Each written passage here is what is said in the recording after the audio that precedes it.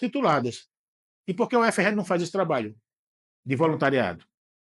Para acertar a comunidade quilombola, uma senhora ganhou R$ 200.000 há 15 anos atrás, que não deu em nada o relatório antropológico.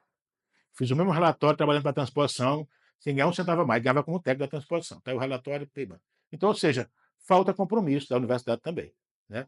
O curso de História, tem muita coisa produzida. Agora, acho que qual é o mecanismo dessa produção chegar nos nossos alunos de ensino médio, ensino fundamental?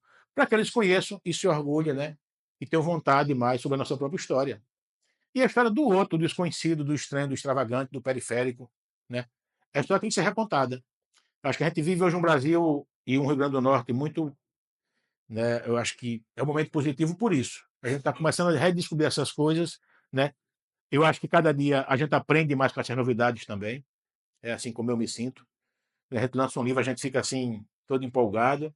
E foram esses livros que me trouxeram aqui ao Instituto, né? A gente mostrar um pouco. Eu acho que agora vai vir uma nova versão aí de alguém que escreva a história indígena do Estado, né? Eu acho que é preciso que hoje temos indígenas já mestres em antropologia, tem doutorando em antropologia, então, ou seja, a gente está mudando. Tinha uma moça, foi minha aluna, que era cigana, fazia direito na UNP, e ela entrou lá bem empolgada, pegou cota por direito, entrou na UNP, feliz da vida. Na hora que alguém percebe ela falando diferente, ia de calça jeans, mas ia com a camisa colorida demais, e uma hora alguém sacou ela falando em romani. Fulana é cigana. Resumindo da ópera, né? Então, assim, em 3 meses eu estava com depressão, abandonou a universidade, porque quando ela chegava à sala de aula, todo mundo segurava a bolsa. Ninguém chamou ela para mais nenhum trabalho na casa dela. Ninguém convidou mais nenhum trabalho. Ela ficou isolada da sala de aula, né? Todo mundo falava, trocando mensagem por telefone, não era como hoje. Ela teve que sair da faculdade, ficou quase um ano, voltou depois, aí voltou também com o gás todo. Mas, ou seja, são desafios, né? Se você mostrar. Eu cresci com criança, meu pai comerciando com ciganos, fazendo comércio com ciganos. Também cigano é uma coisa muito bonita, não tem uma noção diferenciada, né? A escola não me formou nada, mas do que eu vivenciei como criança, me deu essa percepção, né? Como eu conquistei coisas também como adulto, né? Entender indígena,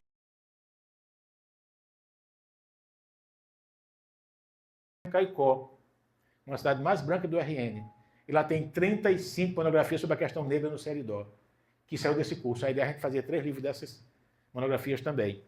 Então, tem muita coisa produzida no Rio Grande do Norte. O livro sobre a educação antirracista tem quase 400 páginas. Né? São experiências no Estado com professores que são desde a alfabetização até a pós-graduação, que discutem esse tema. Então, ou seja, tem muita coisa acontecendo, muita coisa sendo feita, e cabe a gente dar visibilidade a essas coisas. Né? Acho que tem que aparecer mais. Mas é isso. Muito obrigado, né? Todos. A aguinha agora que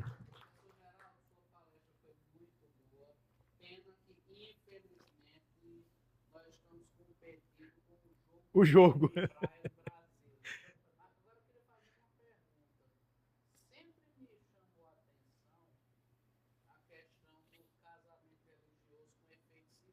Sim.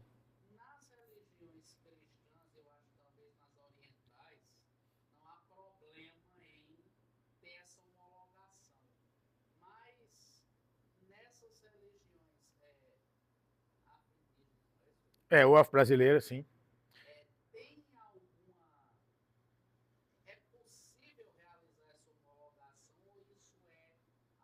É possível, sim, é possível. Porque hoje os terreiros têm, geralmente têm CNPJ, né? Constitui uma associação religiosa ou cultural. O terreiro que eu faço na Bahia lá tem 3 CNPJ no terreiro. Tem um que é um museu, tem um que é o terreiro e o outro que é uma associação para um evento lá chamado Exu do Mercado. Então, hoje as casas estão buscando essa formalização jurídica que você pode. Né? Você pode visitar uma pessoa no hospital. Foi discutido agora no RN, agora fazer a própria assistência religiosa afro-brasileira em presídios também, que é um negócio que não tinha, só era católico lá dentro, e pai de santo, desculpa, pastor e padre, né? Tá chegando a pegar alguns sacerdotes também nos presídios também. Então, e você pode casar também, fazer ofícios, né? Com o mesmo sentido.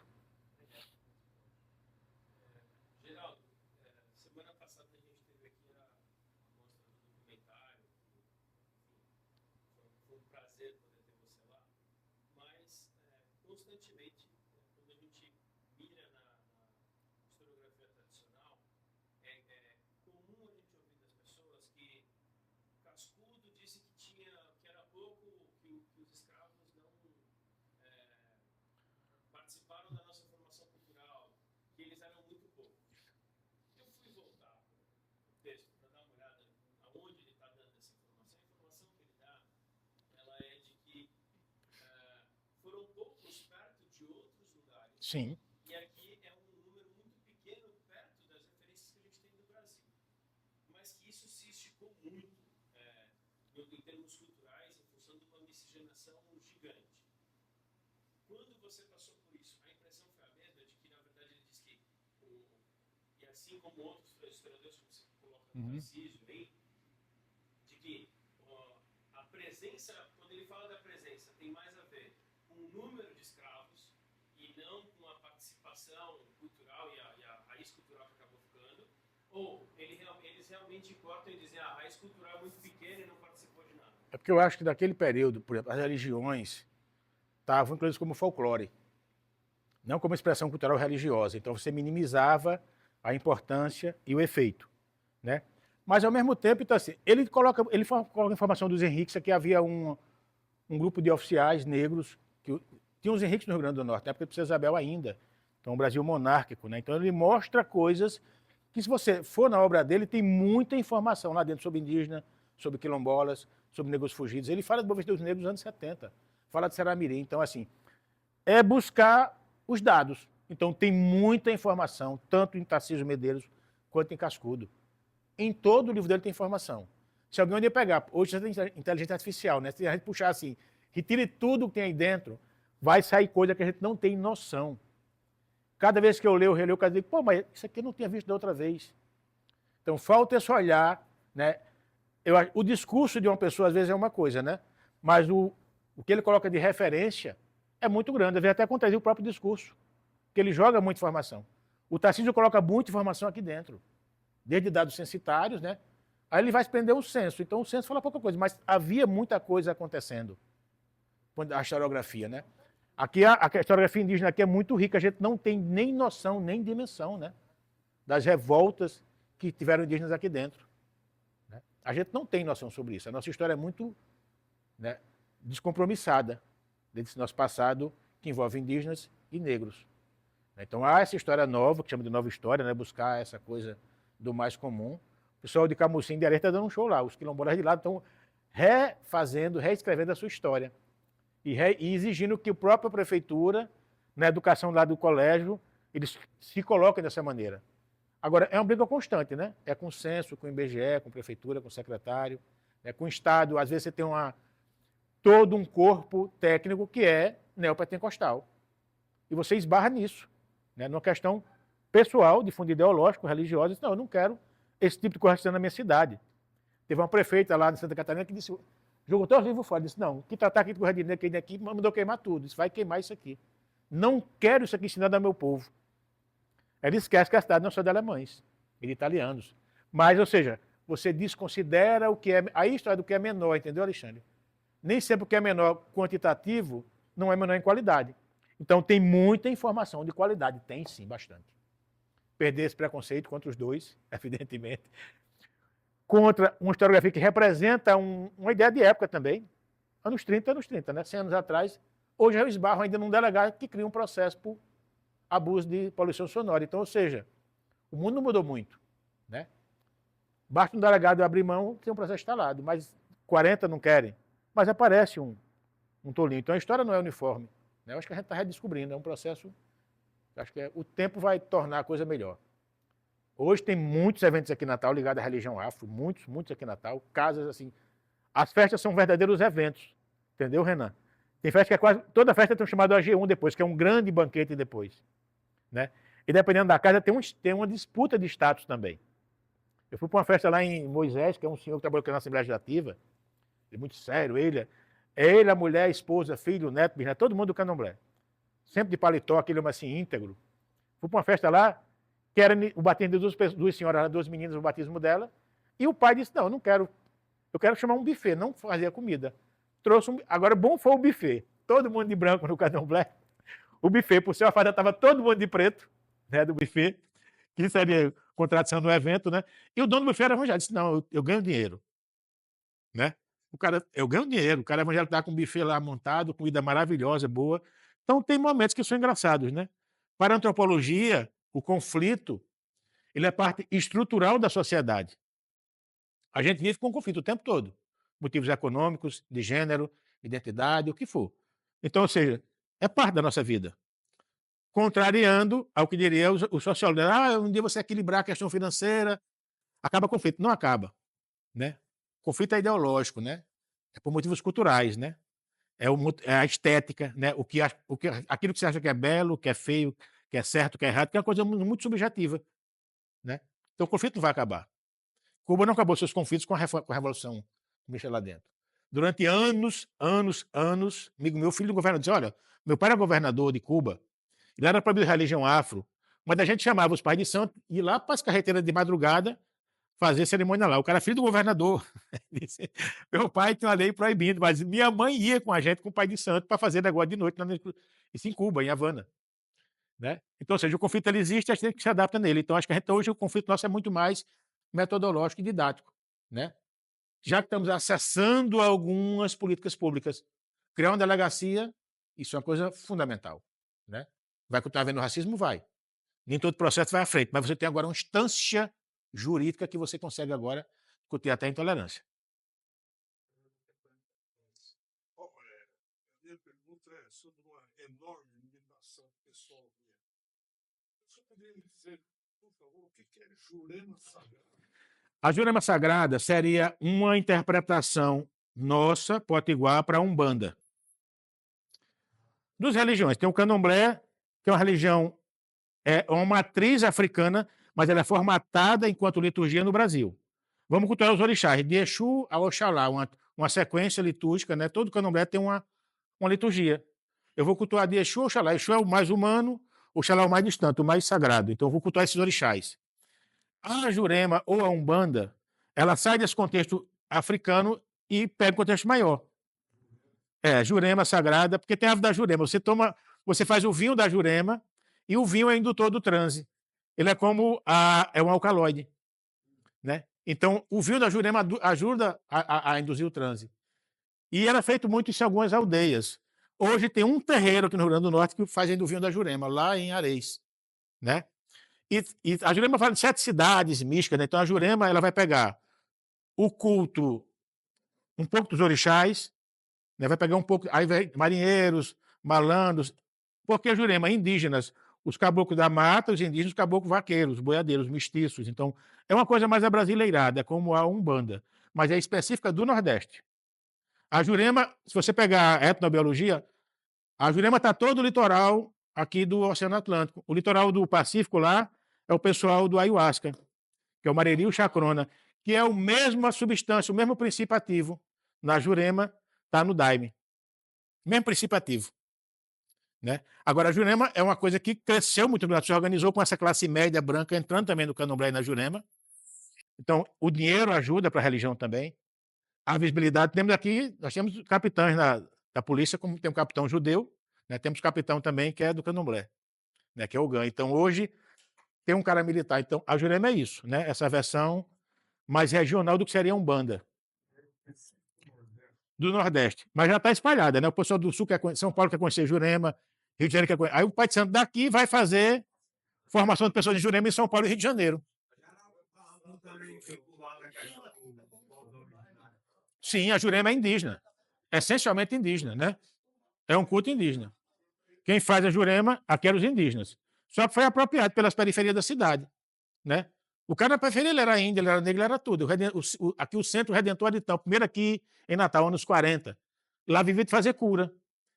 E a história é essa: o mestre da Jurema é que vai dizer qual é a erva, qual é a tal. Então, aqueles mestres seriam os espíritos que têm um conhecimento de etnobotânico chamada a fitoterapia, né? Então, tudo é base de planta, garrafada, beberragens, né?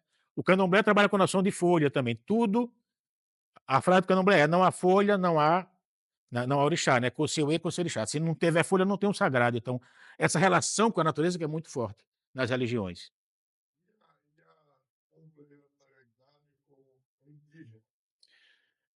Porque é o indígena que traz a Jurema. O caboclo da mata é o caboclo indígena. O tupã, o araribóia, a cobra coral, que morreu, incorpora, né? Mas o sagrado do indígena está incorporado. Sim, sim. Eles têm transe também, os indígenas. É um culto de transe. Eu trabalhei com os Macuxi em Roraima, muito engraçado. O Macuxi, tem o Macuxi, Taropang e Garincó, são línguas irmãs, como da mesma raça do latim. O cara disse, olha, eu fui chamado, a mulher disse, meu pai é evangélico, eu não sou da religião, mas eu fui chamado para um outro aldeia, porque lá para interpretar lá, o povo lá não fala mais Taropang. Mas o caboclo vem lá, vai falar em Taropang, e eu conheço, então eu vou lá para poder ser, né, tradutora do espírito para os parentes que não sabem mais a língua. Lá em Roraima. Né? E na mesma aldeia você tem lá né, o Areruia, virou Areruia, né, uma variante de Aleluia, né? Então você tem evangélico, tem Areruia, que era o espiritismo indígena, e tem também a igreja católica lá dentro. E todos convivendo razoavelmente, harmoniosamente bem. Né? Hoje, o Rio tem essa convivência muito grande, muito tranquila. Hoje os narcos têm cortados que acabaram essa convivência. Eu tenho aqui em Natal, uma vez, uma palestra com Benedita da Silva, ela disse, olha, eu sou crente igrejeira, minha mãe era mãe de santo, minha avó também, eu cresci num terreiro até 14 anos de idade. Minha casa, a sala virava a igreja, terreiro no domingo. Eu ia para a escola dominical. Ela ia, voltava, disse, quando eu voltava, estava começando a macumba lá em casa. Você duvida? Se cresceu, se cresci crente, normalmente. Tem um irmão ateu, eu sou crente, o outro é católico e o outro é kardecista. Mamãe disse, está todo mundo salvo aqui em casa. Então, ou seja, o morro. Sim. Só para complementar, é muito importante essa questão que você deixou. Primeiro, agradecer você, professor Geraldo, pelas fontes que você citou. Eu sou pesquisador, estou sendo agora fazendo uma pesquisador, fazendo minha monografia em cima disso. Qual o nome do senhor? Senhor Levi, assim, em relação à sua pergunta, a Umbanda, ela Você me permite uma intervenção aqui de ordem técnica. Veja bem, Horário. Professor, me dê licença. Sim, por favor. Meu nome é Ivan Lira de Carvalho. Eu vejo essas sessões do Instituto, quando não posso vir, vejo pelo YouTube. E fico na maior dúvida, quem fez essa pergunta? Porque está por trás da câmera. Seria interessante que quem fizesse se identificasse, porque isso fica documentado, Uhum. importante para o depois, quanto para quem está aqui.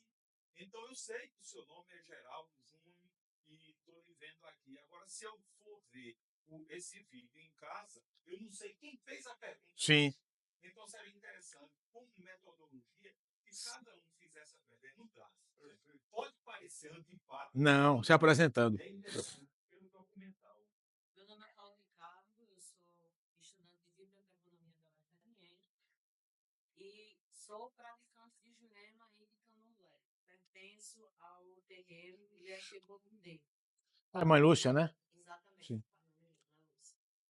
E aí, quando o senhor Levi perguntou em relação a Umbanda e Jurema, são religiões distintas.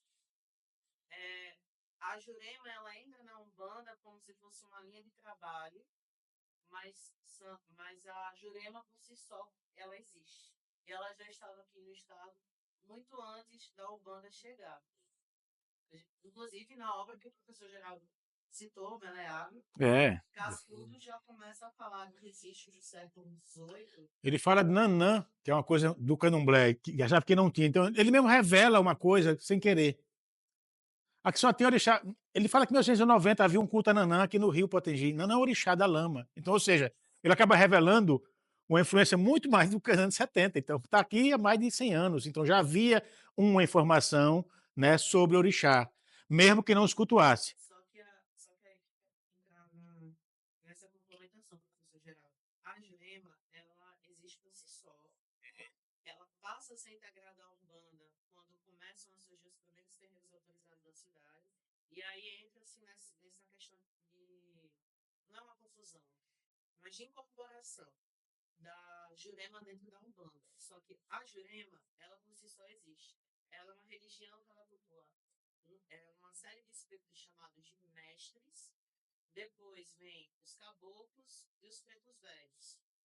Posteriormente, vão entrar os espíritos chamados de Exu, que a gente na nossa religião chama de catiço. Porque a gente entende que os espíritos Exu são espíritos desencarnados, não é o orixá Exu. E aí depois entra a questão do candomblé dentro da religião.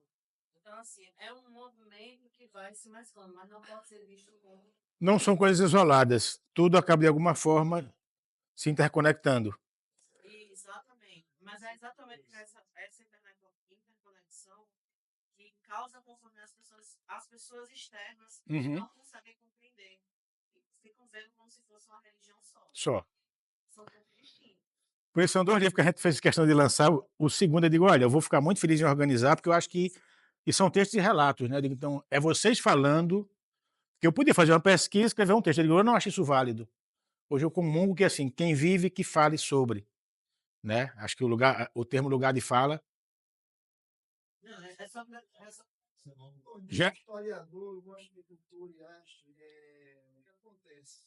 Já houve parlamentares aqui dizendo quantos negros chegaram no Rio Grande do Norte, por onde e quando esses questionamentos eram feitos. É interessante dizer que tem menino baixo, ou chorudo, não sei o quê, não sei o quê. Não temos esses dados, não é. Chegou 200 índios, 200 negros em Ceará-Mirim, 200 negros em Iaú. Aí de repente começa assim, o churro não sei aonde, o churro não sei aonde. Entendeu? Não tem esse dado escrito, chegaram 200 negros, Rio Adentro, Ceará-Mirim. Chegaram 200 no Mossoró, chegaram tantos. Já houve um questionamento aqui sobre quantos negros chegaram no Rio Grande do Norte. Porque a nossa defesa nós não temos negros. é porque faltou é aquele negócio, faltou pesquisa, né, invisível. Agora veja bem, só fazendo aqui um adendo, atualmente o instituto está quantos livros digitalizados, Alexandre, já? Quantos títulos digitalizados? A gente tá saindo dos. Não vou te dar o número preciso, Geraldo, porque vai dar esse. 100 e Mas já adiantou, assim, coisas que a gente estava perdendo, já estão no processo. mais de quantos mil? Aqui são 50 mil títulos. É. E a gente está entrando no processo de digitalizar mais rápido, né? Ou seja, a gente agora tem que era difícil achar informação dessa, né? O papel rasga, pode pegar. Falta gente. Isso aqui agora digitalizado, gente, vai ser um mundo que vai se abrir de informação que anos 80 o pessoal que vinha pesquisar aqui, quando eu fazia universidade, é muito difícil pesquisar lá, papel, luva, pegar, o papel estraga, perde, então havia um medo até, né, e com certo sentido. E professor Renan, secretário-geral, queria até fazer uma palavrinha. Muita gente se queixa que antes podia ter acesso aos livros do Instituto para pesquisar, agora não pode mais. A questão é por quê? Nesse processo de recadastramento do acervo, nós descobrimos que livros foram Rasurados. tiveram páginas arrancadas. Nós tivemos casos de livros e documentos que foram surrupiados do acervo de forma criminosa. Alguns, graças à boa vontade dos sócios, nós conseguimos recuperar. Sócios que localizaram Nos sebos, inclusive. Cireja, uma vez trouxe um aqui. em leilões e sebos e compraram para doar para o Instituto. Quer dizer, se nós tivemos que criar essa restrição, não foi por arrogância, foi para preservar o acervo e também para seguir as diretrizes da Biblioteca Nacional. Eu queria aproveitar a oportunidade já para falar isso. Não, vai ser um material que vai disponível.